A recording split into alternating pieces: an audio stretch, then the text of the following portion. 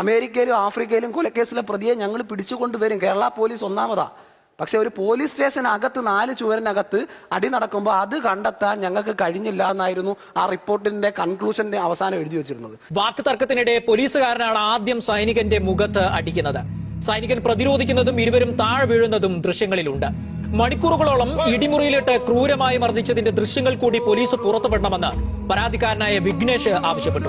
കോട്ടയം കാര്യങ്ങളൊക്കെ ആയി ഞങ്ങൾ ആദ്യഘട്ടം ഇതിന്റെ നിയമവ്യവസ്ഥ തന്നെ പോകണമല്ലോ. അങ്ങനെ ജില്ലാ SP കാണാൻ പോകുന്നു. മെറിൻ ജോസഫ് IPS ആണ്. വലിയ ആരാധനയോടെ ഞാൻ കണ്ടിരുന്ന IPS ഉദ്യോഗസ്ഥയൊക്കെ ആയിരുന്നു. പക്ഷെ അവർ നമ്മളെ അണ്ടർസ്റ്റാൻഡ് അവർ പറഞ്ഞു, നിങ്ങൾ പോലീസുകാരനെ പരിക്കേൽപ്പിച്ച ആളാ, നിങ്ങൾ ഈ പറയാൻ നടക്കൊന്നുമല്ല.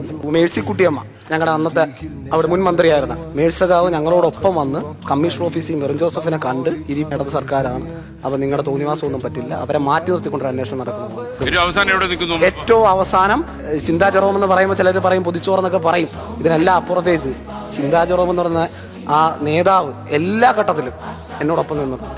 കേരളത്തിന്റെ ബഹുമാനപ്പെട്ട മുഖ്യമന്ത്രിയെ നേരിൽ കാണാൻ ഒരു അവസരം തരിക, 5 മിനിറ്റോളം സംസാരിക്കാൻ പറ്റുകയും ചെയ്തു. അങ്ങനെ CM-നോട് ഞാൻ ഈ കാര്യം അവതരിപ്പിച്ചു. ഞാൻ എൻ്റെ മർദ്ദന ഫോട്ടോ കാണിച്ചു. ഈ കാര്യങ്ങളെല്ലാം ഞാൻ പറഞ്ഞു. അദ്ദേഹം വളരെ ക്ഷമയോടെ പക്വതയോടെ ഇതെല്ലാം കേട്ടിരുന്നു. ഞാൻ കരുതി ഇനി എന്തെങ്കിലും വളരെ കൃത്യമായി ഇതെല്ലാം കേട്ടിരുന്നിട്ട് അദ്ദേഹം പറഞ്ഞു, കൃത്യമായ നടപടി ഉണ്ടാകും, നമുക്ക് പ്രോസിക്യൂഷൻ അനുമതി തന്നു. ഇനി സാറുമാര് വ്യക്തിപരമായിട്ട് വക്കീലിനെ വെച്ച് കോടതി കേസ് നടത്തും, സർക്കാർ കൈയൊഴിഞ്ഞു. അപ്പൊ സംരക്ഷിക്കില്ല, ഇല്ല, അവർ കൈയൊഴിഞ്ഞു. സർക്കാർ പറഞ്ഞു ഇവർ ചെയ്തതൊന്നും ഇവരുടെ ഔദ്യോഗിക കൃത്യനിയമത്തിന്റെ ഭാഗമല്ല, ഏത് കോടതിക്ക് വേണമെങ്കിലും ഇവരെ വിചാരണ ചെയ്യാം.